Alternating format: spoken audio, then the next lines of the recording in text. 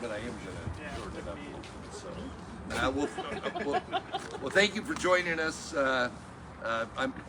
We've got the whole team that have been working on Wildfire for a year and a half now, and about our efforts in Idaho to protect both lives and property. Top of everybody's mind, and you've all been covering it, are the huge fires in California, and we continue to pour out sympathy and pray for those families that are just in an absolutely untenable position. Most everybody in Idaho knows somebody there, but for me, it's not altogether surprising, given some of the decisions made by the policymakers in the state.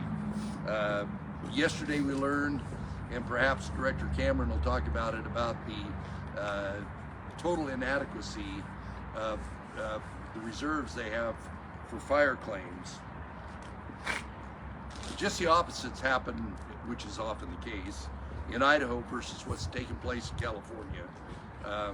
We've strategically and proactively, we're working on reducing fire risk, but we want to ensure that Idahoans' property is covered in the event tragedy strikes. Last summer, I unveiled the Wildfire report, which was what we'd worked on for almost a year before that. And the report is detailed and it's actionable. There were 10 recommendations, and we've made significant progress on delivering on those recommendations, which you'll hear about today from the Department of Insurance, Department of Lands, Department of Energy, and our emergency management and energy shop. But let me just, at a high level, go over some of the parts that were in my budget that I introduced last week. We're asking for $100 million to both refill the funding we have for fighting fires, and then $40 million ongoing, which is a 5-year average. Is that about right? I think that's what 40 million is a 5-year average, and we're working with the legislature. It's interesting that what we're asking for, the CAL FIRE budget is equivalent to almost our whole state budget. So it's the magnitude of these numbers, and you saw that Oregon had to have a special session to address the fact that they didn't have money set aside. But there's other things that we're talking about. Obviously, early detection. In the old days, we had manned fire lookouts. Now we're talking about cameras and even satellites, so we can early detect, because we know if we can give these professionals a shot at a fire real quick, then we don't have these big expensive fires going on. We want to enhance our state's aviation program, and I would add that by having money set aside, if you've got helicopters or airplanes and you know the money's there, you're going to get a better deal from those guys if you're in a state where they may not have the money down the road, or they have to have a special session. And I know every contractor, timely pay is a big issue. We're adding bonuses for wildland firefighters to recruit and retain our brave firefighters, and I want to thank them for their service. What we do, particularly the state, all of us were on multiple fires last year. The fires the state was responsible for, we put out. The fires that the Forest Service was responsible for, in most cases, God and 6 inches of snow put the fires out. And which is not uncommon. But there's Forest Service has a different charge than the state does. But that doesn't mean we want to continue to be as efficient with the taxpayers' money and as efficient with what we do to protect life and limb. And of course, we protect more than just state land or private land in Idaho. And the other side of this is getting to be, and Director Cameron will talk about it, is getting to be a much bigger issue, is the availability and affordability of insurance for individual homeowners, businesses, and utilities. And then, of course, the issue with utilities about what happens when they have a big fire going forward. And there's a lot of discussion about that as it as it goes with the California fires, the Oregon fires, and even the Hawaii fires. And then we want to continue, which is something the state of Idaho has done for a long time, to reduce risk as far as managing our forests. Idaho led the nation in Good Neighbor Authority, where the Forest Service wasn't getting the work done, and we raised our hand and volunteered to do the best possible job managing our forests. So with that, I'll first turn it over to Director Dean Cameron, and then Lands Director Dustin Miller, then Emergency Management Brad Ritchie, and then Rich Stover, who's my Administrator of Energy and Natural Resources. So, Director Cameron. Thanks, sir. Thank you, Governor, and thank you for your leadership on this really important issue. Almost every day now, we get calls from individuals whose homeowners insurance is going up dramatically, or their homeowners insurance is dropping coverage. Or now we're getting calls, given the California fires, about how to harden their homes, how to prevent their homes from, or the loss of property. On Wednesday, we were able to introduce a piece of legislation in the House of Representatives, the House Business Committee, that will look at opportunities and provide opportunities to harden people's homes, to help them prevent those homes from burning, prevent their neighbors from burning, to help them be able to manage their risk and reduce their risk so that they can obtain homeowners insurance and have affordable homeowners insurance prices. We have 91 insurance companies in Idaho who sell homeowners insurance. In 2023, 22 of those companies asked to discontinue or non-renew individuals' policies. That's a problem, and it's a challenge for Idaho citizens as they try and figure out how to move forward. I appreciate the Governor's efforts and the efforts of my colleagues and other agencies as we try and tackle this problem. And I want to thank the legislature as they grapple with this.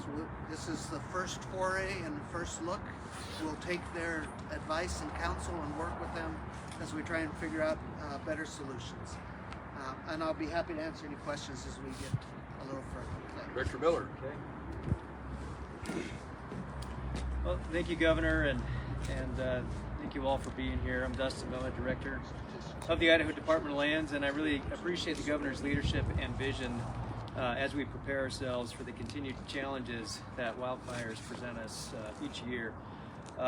As we've all been witnessing, fire season in the western United States is becoming longer in duration, more complex, more severe, and certainly more costly. The population of the state is growing, roughly 2 million people in this state. So consequently, we're seeing more human-caused fires and more growth in the wild and urban interface than we've seen before.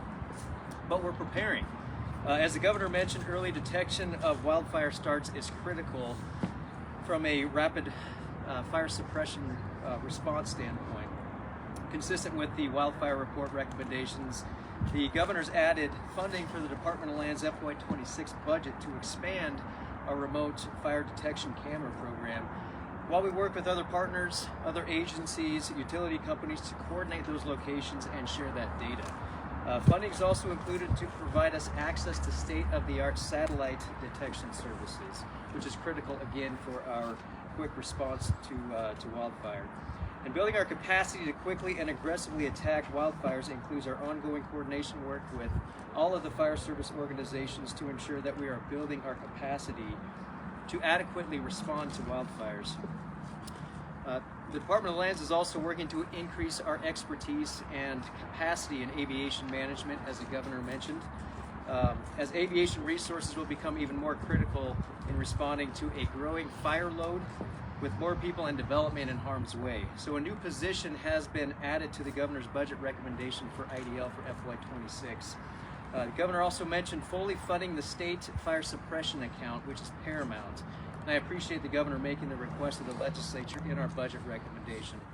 Having the suppression funding available to us gives us immediate access to the funds to quickly and aggressively fight fires throughout the state of Idaho. Knowing that the funding is there allows us to pay our bills quickly without having to dip into other accounts or ask the legislature to have to cover the costs after the fact. As the governor mentioned, other states have not prepared financially for fire season the way that Idaho has, which has put them in challenging financial situations. And finally, I'd be remiss if I did not thank our hardworking wildland firefighters and other red-carded employees who put themselves in harm's way to protect lives, property, and our natural resources each summer.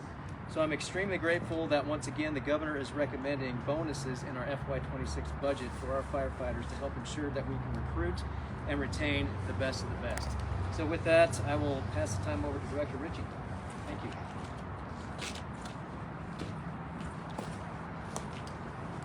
Morning, everyone, and I would like to echo what the governor and what Dustin said. He's an incredible leader. He's got the vision. He understands the risks, the hazards across the state of Idaho, and I applaud him for putting together the task force that he put together.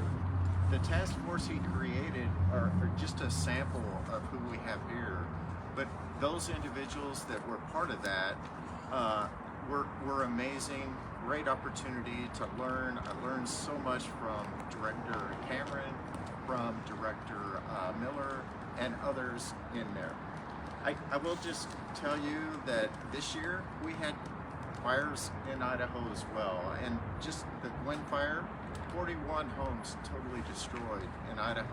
So the vision the governor gave us, the task the governor gave us, was an opportunity not to look at yearly opportunities, but what does it look like in the future? How are we going to handle wildfire in the future? So I would tell you that the greatest thing about Idaho is the neighbors helping neighbors. Going out, doing what you can. Sometimes the neighbors are across the street, sometimes they're across the state line. And we've had the opportunity to request help and also provide help. This year we sent people to the East Coast to work with hurricanes for North Carolina.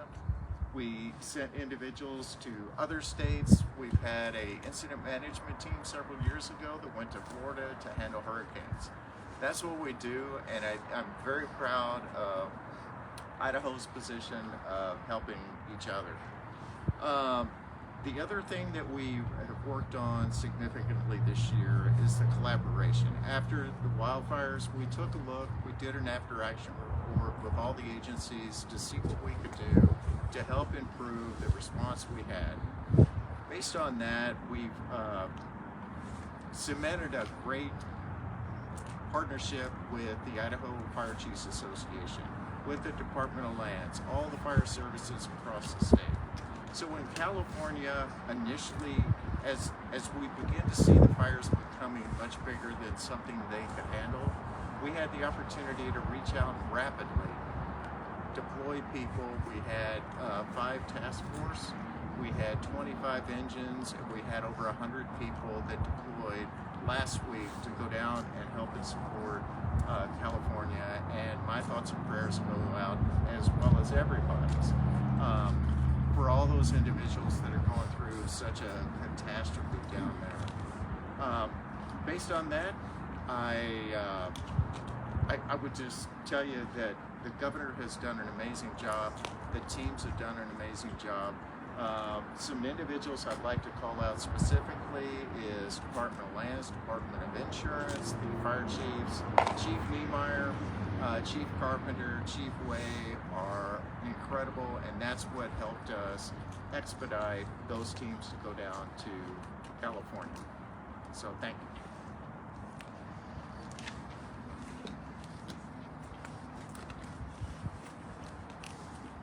Morning, everybody. Thank you, Governor, for your leadership on this. Introduce himself.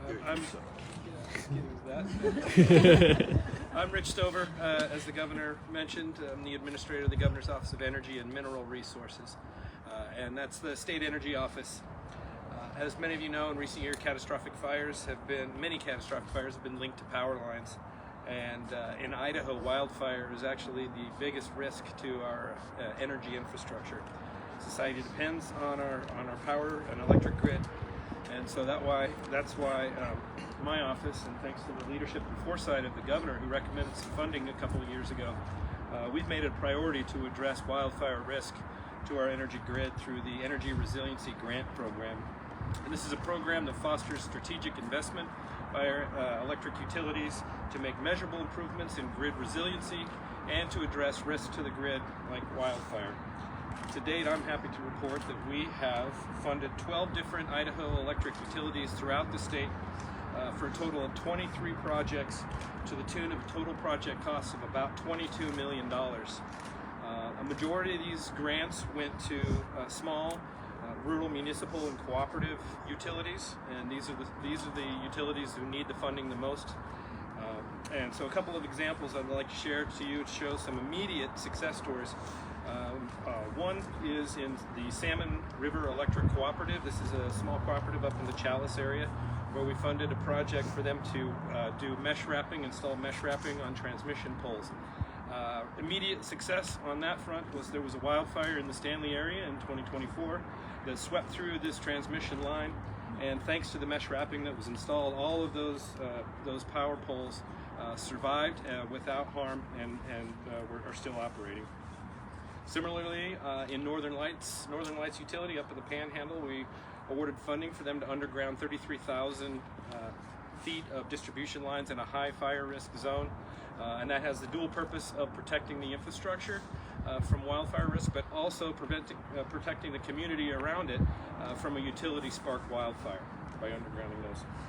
And then another example is, Governor mentioned satellite imagery and AI technology. We awarded funding to Clearwater Power Company up in Lewiston for them to utilize satellite imagery and AI technology to identify high-risk areas for vegetation management projects throughout their service territory. So, and going forward, we have millions more to award out, and we'll continue to focus on high-risk wildfire areas to make sure that the communities are safe, and from my perspective, to keep Idaho's power rates low and keep the reliability high. So, thank you again for your leadership on this front, Governor. It's been Thanks, Rich. Before I take your questions, I want to add a couple things. You probably heard just yesterday the Trump administration announced that Mike Warren, who lives right over there, is going to be the new deputy secretary. We couldn't be more excited. We look forward to a lot of novel approaches with the Forest Service, the BLM, our federal partners, which Director Miller has to work with all the time. The other thing, and I know there's going to be some pretty significant changes in how governmental entities work together to suppress these fires and to prepare for these fires for forest health. The other thing that should go, talked about our rural fire departments. We also were the first state, well actually we're the second state, but we're the one that scaled it out to where in rural areas, a lot of the ranchers that are already there are part of the RFPAs, which Director Miller's, he provides assistance to the RFPAs. And we also have our logging community, mainly in North Idaho, that work to sequester fire, along with the fact the National Guard has, I think they had 100 and some red carded last year, and we're going to continue to advance that. In essence, all hands are on deck. Everybody works together to communicate, and that was one of the reports. We need to improve coordination and communication, because when I go on these fires afterwards, that's always one of the questions is about who's in charge, and we continue to refine that and make it better every time. So with that, I'll take your questions. Governor, Rich Stover, I know, mentioned using AI technology. So I was wondering if you could say a little bit more about what kinds of artificial intelligence are going to be used Well, in these I'm kind of a initiatives? fan of the old kind of intelligence, but I'll let Director Stover talk about artificial intelligence. There's a couple questions about what is the artificial intelligence that is deployed. There's a couple of programs that we funded where the utilities are using the technology available with satellites and super crunching them through the artificial intelligence software to help them identify at a very fast pace where the high-risk areas are so that they can go out and do vegetation management, where in the past they often have ground crews out there walking transmission or distribution lines, manually identifying what needs to be cut. So this technology allows them to look at it from the satellite and it will help predict the growth of trees coming into the right-of-ways at a faster rate, so they can identify where to cut down. What else? Yes. Governor, you're here in part expanding on the 10 recommendations you made in this previous report. How much of this can be done through the executive branch and how much takes legislative action? Well, obviously the legislature's job for the Constitution is the appropriation part of it. So we talked about, what we're doing to detection, what we're doing with bonuses to wildland firefighters and compensation to them. Obviously, refilling the fund for fires and making it ongoing. We always, some years we spend as much as 70 million, 60 million. Some years recently, the least we've spent is 12. But we know we're going to have our ongoing costs, just to start up, just to be prepared with contracts, is somewhere between 10 and 20 million dollars a year. So it's just prudent for us, for the state, to put that as an ongoing item, and then I think it'll give us more, and they'll have to pay for part of it. One of the big issues for me with the new administration is we want them, particularly early, to do initial attack and put these fires out, because why we spent 50-some million dollars on fire, the federal government in Idaho spent 250 or 350? 350.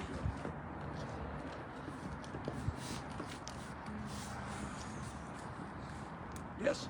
Hi, Governor. I'm just curious. I'm a young Idahoan myself, and I'm curious, how has the appropriation of putting out wildfires grown over the years? Like, how much are you requesting now, and what did that look like maybe 10 years ago? Well, of course, obviously, 10 years ago or 20 years ago, the Forest Service was much more aggressive, and there was a lot more timber management, a lot more roaded areas where it's not roaded now.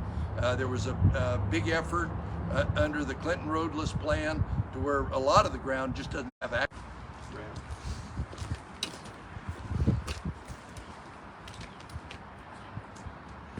The relationship we built with the Idaho Fire Chiefs Association and the Department of Emergency Management, or the Office of Emergency Management, the good thing about what we've done is we've talked to them, and if we have a fire, we take a look across the state, not just in that specific reason, to be able to coordinate opportunities for them to come in and help and support whatever fire is in that area. There's always requests for people to come in and help that have the equipment, that have the ability, and we're in the process again of collaborating with both Department of Lands as well as the Fire Chiefs Association, so that there's a better collaboration on any fire that comes up across the state. How many firefighters we got in California right now? We have approximately 105, and there's more potentially going. We monitor what California needs every day. We use the Emergency Management Assistant Compact that is signed by all 50 states, so we're able to move people in any area of the state or the nation to be able to help and support other states in need. Thank you. What else? Governor, could you please speak to what you're trying to accomplish with utility liability reform? Is it simply that you're just trying to make sure that companies have less liability? Well, a big incentive for us to do this report was what's taken place in Oregon and California and subsequently Hawaii, where these fires, there were huge liabilities there, and the utilities manage their power lines differently now than they did. You saw it when we had this fire up here, when there were power outages or power shutdowns to minimize the liability. But what people need to understand is that is all paid by ratepayers. Whether you're a single mother on a very limited budget having to pay your utility, or you're the largest industry in Idaho, the expenses to the utility companies ends up on all of your bills. And it's the same thing with insurance. If we have enormous fire claims like they're going to have in California, You know, those insurance companies in California are part of the insurance companies that we have here. So it's literally in everybody's interest that we address the utility side of it and we address the insurance side of it, because for a young family getting started, they got to pay their power bill and they got to pay their insurance. Sometimes the insurance is in your mortgage payment, but that is something that everybody pays. So anything we can do proactively ahead of time to keep the cost of utilities down and the cost of insurance down is good for all of Idaho. Thank you.